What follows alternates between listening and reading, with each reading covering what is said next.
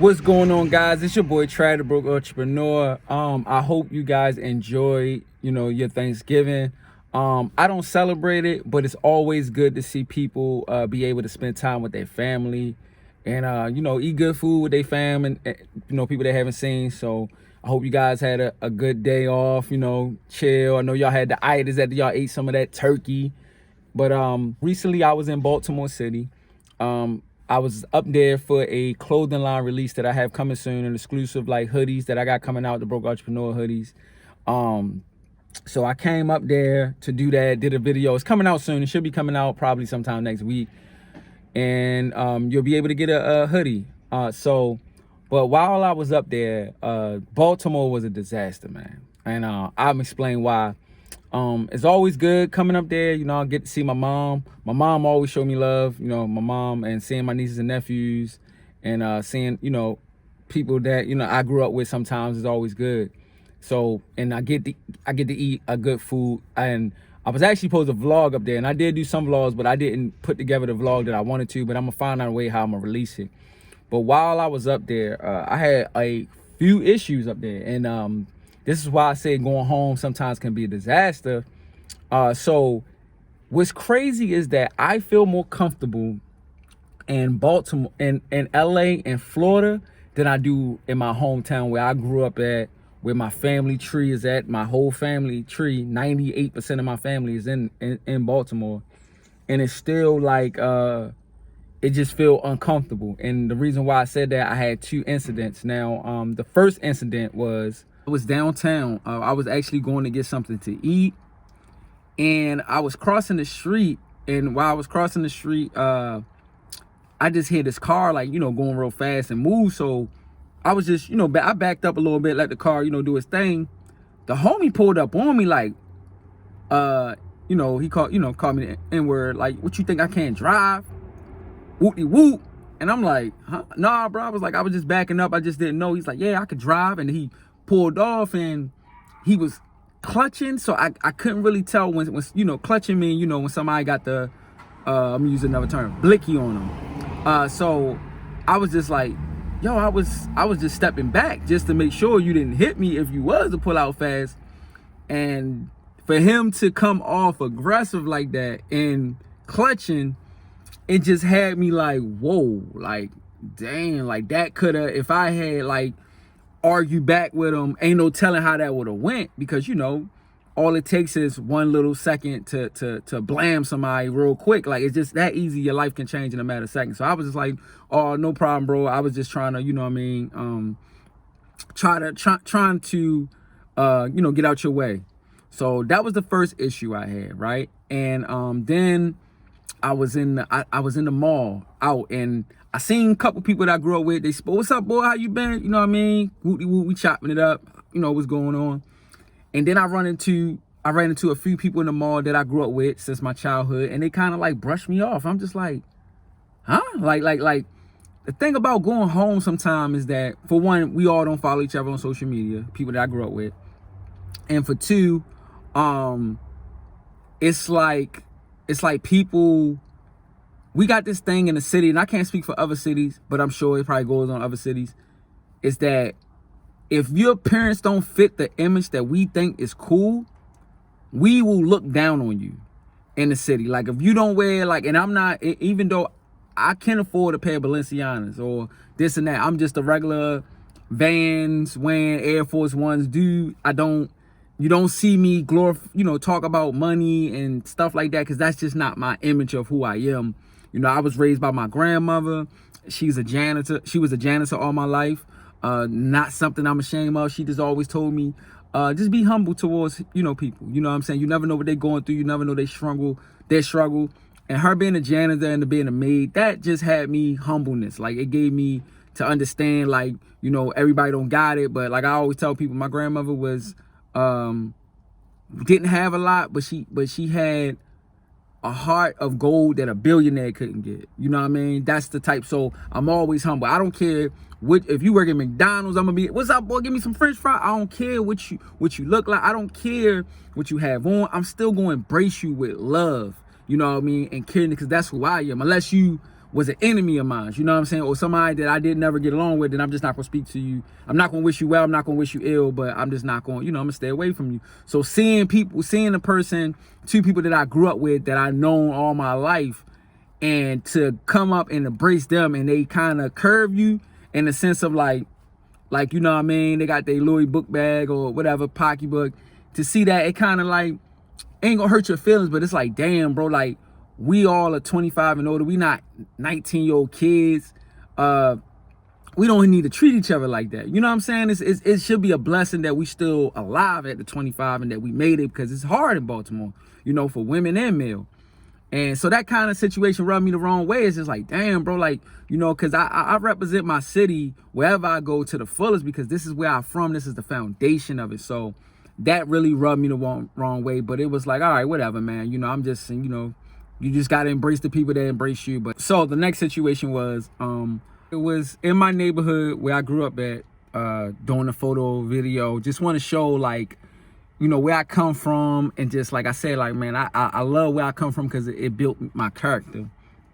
And we was doing a video shoot. Now, it was supposed to be people in place, certain people that was supposed to be there to just hold me down, just in case. Now, one thing I learned over the year of nip passing is that you always have to play defense, right? You can hand out 100 turkeys. You can hand out 100 turkeys. And out of those 100 turkeys that you handed out, it's still one of those people that will still knock your head off. Just because, you know what I mean, how the hood is, they will still knock your head off, right? So I'm always, when I'm home in Baltimore, always playing defense. It's so crazy out here nowadays, because women even had to play defense. It used to be a thing, no women, no kids, but now women have to play defense all the time, of just thinking that anything can happen to them, because the way the world is now, it's just crazy. In my opinion, it's more bad people than it is good people. So I'm always playing defense. I'm always on alert. I'm always looking. And sometimes when I come home, like my cousin invite me out, and we'll be out somewhere in a certain environment, and he live out here in LA too. And I'm like, bro, you can't just be outside just dangling around at this time of night just because you think that this is a good area. Because this right here might be a good block right here, but next around that corner, you know what I'm saying, the wolves is out, and the wolves is lurking. And you know what I mean? And as a wolf, sometimes when we see sheep, you're going to prey on it. So my mind is always running. It's really hard for me to stop at certain gas stations. I don't be in certain areas at certain times. I always tell people, if you want to hang out with me, yo, we got to go to DC, because I need to be able to watch you. Now, most of the time I tell people, if you want to hang out with me, meet me in Florida. You feel like Cali's too far, meet me in Orlando, and we can hang out, because I can watch you. You know what I'm saying? I can watch you. I built a friendship and a brother and sisterhood from Jacksonville all the way down to Miami. You know what I mean? Where I feel comfortable at. When I tap in down there, yo, homie, I'm down here, whoop de whoop. Yo, all right, boo, all right, bro, you good? Let me know if you need anything. Let me know, whoop de whoop. I got you. That's how Florida has became to me, because it's like a home. And not saying, because Baltimore also too, my family tree is strong in my neighborhood, like as far as from top to bottom, and my cousins were some wild ones, you know what I'm saying? They was the wildest. So my older cousins, so I was always protected. Like I always told y'all before, I'm a fighter. I'm not, I wasn't a person that, blam, you feel me? That wasn't my thing when I was younger. So I had just told people to be there to make sure I was good. Like, yo, bro, I just need you to come out just in case. You know what I'm saying? One person told me, bro, you good.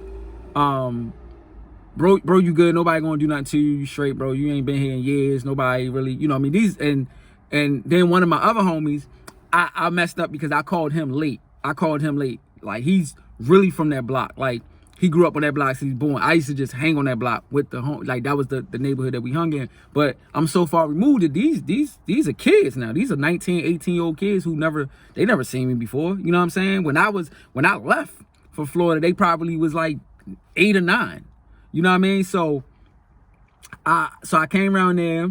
I presented. So since they didn't show up, I came around there, talked to the homies, like, hey, bro, you know what I'm saying? I'm about to do a photo shoot. I used to live around here. I grew up around here. You know what I mean? And I just want to make sure, I'm good. Like, I just want to make sure, I ain't stepping on y'all toes or stopping y'all from whatever y'all doing, whether y'all hustling, whatever.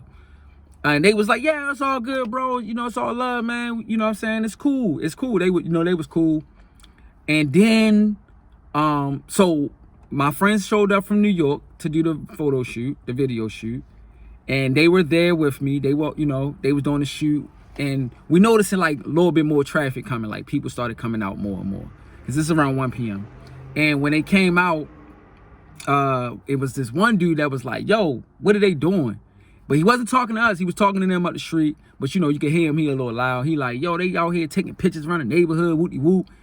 And I was just like, "Oh man, here we go." Like, you know what I mean? Because at the end of the day, these people came from New York to help me, so I have to protect them at all costs. I have to make if something is taken from them, I have to replace that.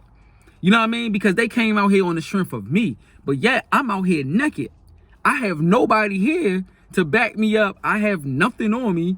You know what I mean? You know what I mean? I have nothing. So I'm looking like, damn, if this thing go left, I have to die for my friends. But they were so cool and held me down that they was like, "Nah, bro, we ain't tripping off that. Like, it's all good, bro. We get it." You feel me? Because I wasn't scared, but I just had to watch this way myself reacted, because anything that I do, it puts them in a bad situation, right? So I can't say, "Yo, who you talking to?" I can't carry it in a certain way, because if I do, it puts them in a sticky situation. So I kind of gotta like I said again, play defense. But now I'm strategizing. Like, all right, cool. Let's hurry up and finish taking these pictures, and then we're gonna drive, down to my block, which is 4 blocks where my grandmother's house was, that I grew up in since a kid. So we finished up and we went down there. They didn't run us off or anything like that, but it was just the feeling of like, damn, bro, like the people that I wanted to have there in place to make sure I was good didn't come. And I called my homeboy who from that block late. And I think I messed up on that. I called him late. I called him when we started shooting. So he was like, "Oh yeah, I'm at the house and I'm gonna come through." He came through later, but I should have called him earlier. But the people that I did call to ask them to hold me down and didn't show up, it kind of like, yo, this is why I don't come home. This is why, you know what I mean? Because it's like, bro, my life was it. And I told him just to hold me down. Because, it looks better when you got 6 of y'all or 10 of y'all out there. It looks way better than 2 of y'all. And we just look like sheep. You know what I mean? Called some homies that I thought that was like, gorillas. Like, you get what I'm trying to say? Like, and I should have called the real wolves, but I didn't want to do that because I didn't want to cause like conflict or anything like that. And it just put me in a sticky situation. It was so uncomfortable shooting up there on McEwen Avenue where I grew up at because of the tension. And so I was happy that we hurried up and finished and got down there to my block. And when I went to my block, it was a little bit different on 35th Street where I grew up at. It was a little different. And we got through it and we was able to finish it. And we finished strong, but it was just like, it was eating me up because it was just like, damn, bro, like, because he could have did anything. They could have did anything to us. They could have robbed us. They could have shot it. You know what I'm saying? Anything. And you have to really gummy yourself. You kind of got to play where you're not a sucker, but you got to like let certain things slide. Because like, just like I said, the thing downtown that happened to me, I had to let that slide because it's like, yo, like, you don't know where this can go at. I had to let that situation slide when you this dude saying, you know what I mean, what they shooting around here for, whoop-de-whoop, they ain't from, you know what I mean? I had to let that slide because you have to play yourself in a position where as though you don't get yourself hurt or put anybody else in a position hurt. But inside you feel like, yo, you feel like you got punked, even though you didn't get punked. Because it wasn't, like I said, it wasn't directly to me of that. But it's just like, man, it's hard coming home to Baltimore because I feel so much safer in Florida and LA. And LA is active. We all know LA gets busy, but I know how to move around. And I built certain relationships where I know where to go. And if I am going to a certain place, I know to put in a call and be like, "Hey, bro, I'm up here. Can you come out?" And dudes will come out and like, "Yo, yeah, I got you, bro." When I used to shoot basketball events, at certain places, I used to call homies, build relationships. Like, that's how I actually started building relationships. Because I remember being at a park. I want to tell y'all, Ladera Park, one of those basketball courts, and there was a whole bunch of blood. But I was respectful. I came up to them like, "Hey, bro, I'm from Baltimore, whoop-de-whoop." And they was respectful. I went to Sacramento, the same thing. I went up there with respect. I mean, I walked into a death trap in Sacramento. Bloods everywhere in this basketball court. But I came respectful, and they showed me love, and they embraced me, and they held me down like, "Yo, he good." You feel me? But I don't feel that same way when I'm home. I feel like it's a disconnect now, and it's not like I grew up a very popular, well-known dude. Everybody knows that. You know what I'm saying? No disrespect to my lady. I was a ladies' man. Women love me. I was about getting my money, and I stayed out the way. I hustled a little bit, whatever. But I can scrap.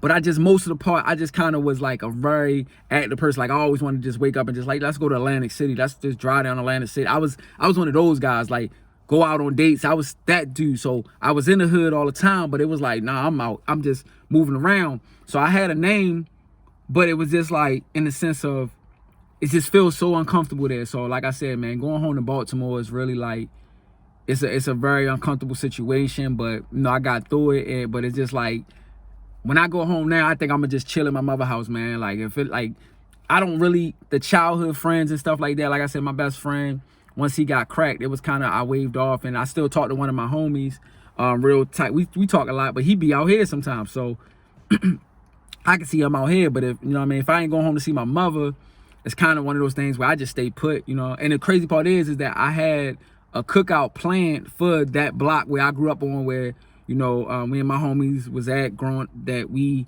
you know, it was active at. I had a cookout planned this year, this summer, but because I'm just so of an advocate of where I come from, but gotta play defense all the time. And I'm like, damn, bro, coming home feels so uncomfortable versus being in different states and different cities versus being here, because I just know the energy here. And I'm sure it's in different cities, but I just know how to move around, man. But at the end of the day, man, like, you know, going home definitely was a disaster this time, as far as those two situations could have put me, you know, in the box, could have put me in, it just, a lot of things could have happened out of that. So yeah, man. But you know, but we was, like I said, we was able to do the video shoot, and I hope you guys, I can't wait for you guys to see it, and it will give you a little bit of light of where I come from, and just coming a long way from that. But you got to pray for your young brothers and sisters, man, out here, because, you know, when you under the stress, man, you can't think straight, and you become a wolf because you in survival mode. So I can't judge it, but you know what I'm saying? I say it again, you got to play defense against it. So this is your boy Trad, the broke entrepreneur, man. See you guys next time. Be safe. Peace.